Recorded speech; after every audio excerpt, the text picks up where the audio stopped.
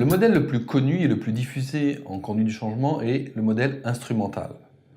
Ce modèle est né avec les travaux de Cantor à la fin des années 70 et a été diffusé par les grands cabinets de conseil, notamment pour l'accompagnement du changement pour les grands projets informatiques. Ce modèle, comme le montre le schéma, est divisé en 3 parties. La partie diagnostic, levier et pilotage. Dans la partie diagnostic, il y a une partie dite de cadrage qui va consister à définir le changement, à définir les acteurs.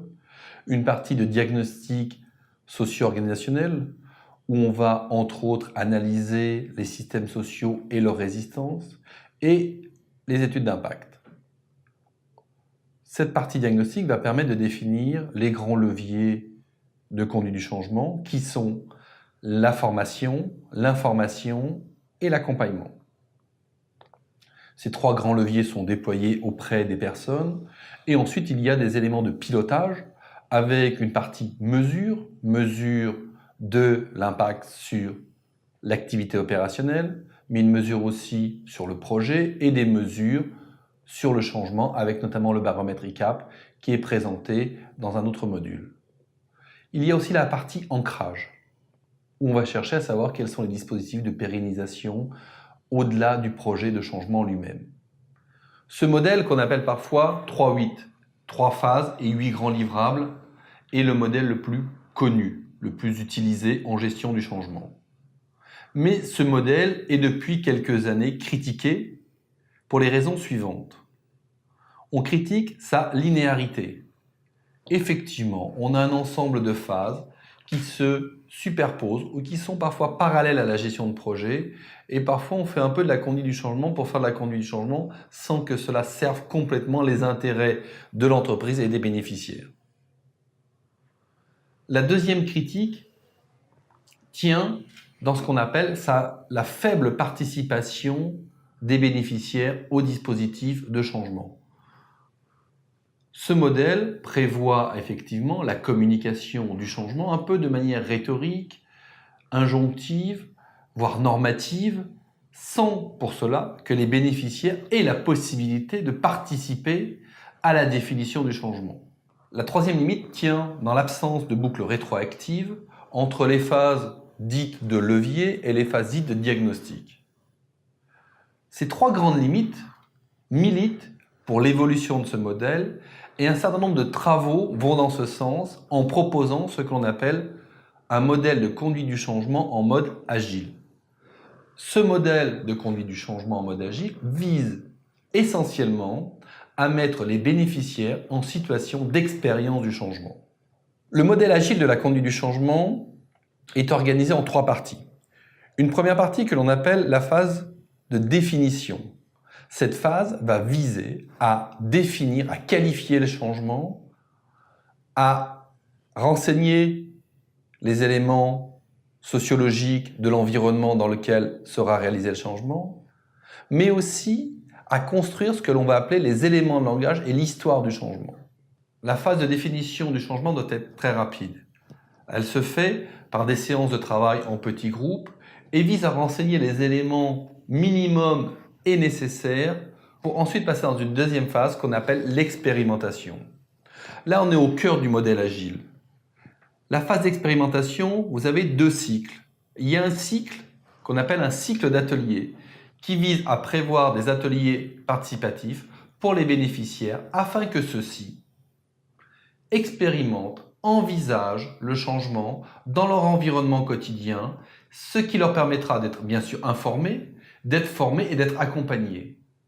L'atelier participatif, qui est au cœur de ce dispositif-là, va être un temps dédié au cours duquel les parties prenantes vont travailler sur le changement. Il va y avoir des ateliers de catharsis, il y a des ateliers de brainstorm, il y a des ateliers de proposition, il y a des ateliers de décision. Tous ces temps vont permettre à l'ensemble des personnes concernées par les projets de s'interroger non pas sur le quoi ou le pourquoi du changement, mais sur le comment du changement. Et bien sûr, dans le comment, on aura bien sûr des notions sur le quoi et le pourquoi. Mais l'important, c'est comment faire. Qu'est-ce que ça va changer dans ma vie quotidienne?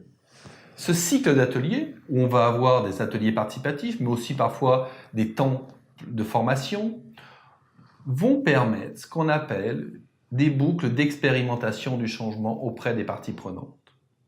Pour savoir si ces boucles d'expérimentation donnent des résultats et ne sont pas vaines, parce que l'objectif n'est pas de faire ce qu'on appelle de l'échange pour rien ou de la parlotte pour rien, l'idée est effectivement qu'il y ait des résultats, il y a ce qu'on appelle un cycle de pilotage.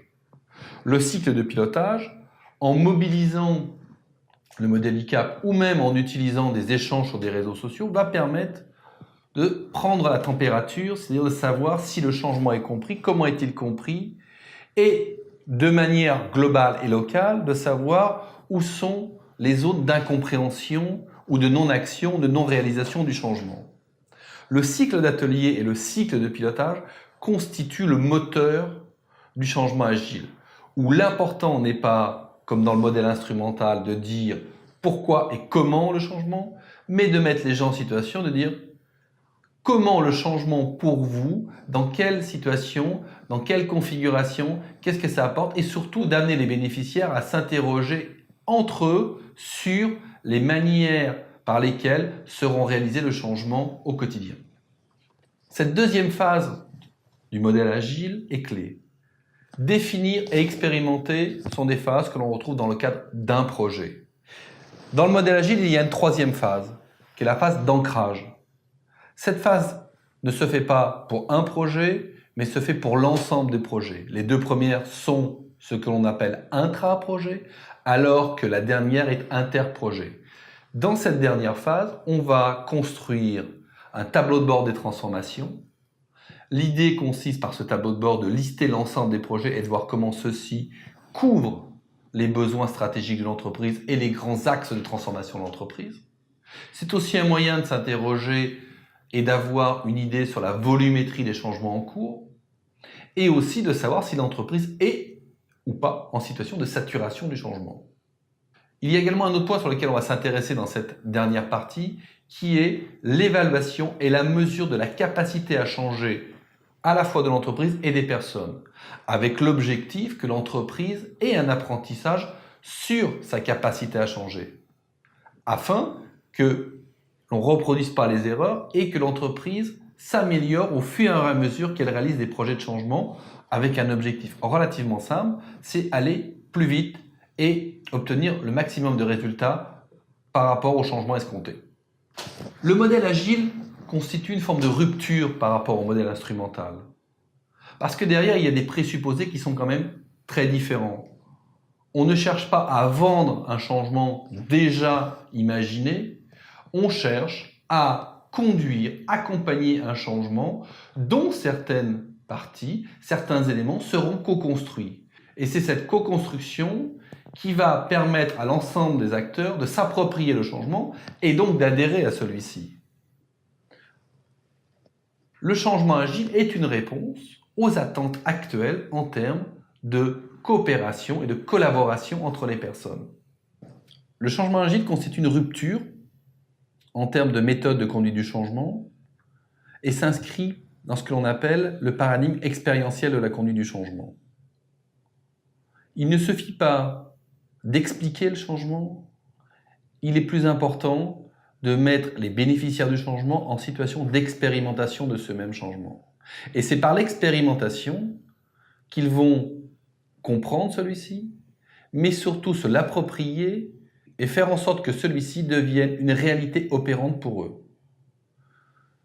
L'expérience est préférée au discours normatif du changement. Et effectivement, dans de nombreuses organisations, on parle de surcharge informationnelle, on parle également de dictature du PowerPoint, où on passe beaucoup de temps et d'énergie à dire ce qu'il faut faire. Là, l'idée consiste à mettre les gens en situation d'expérience et à leur demander ce qu'ils pensent de cette expérience-là. Et c'est ce jeu expérientiel et analyse de l'expérience qui va développer l'appropriation et surtout la réalisation du changement.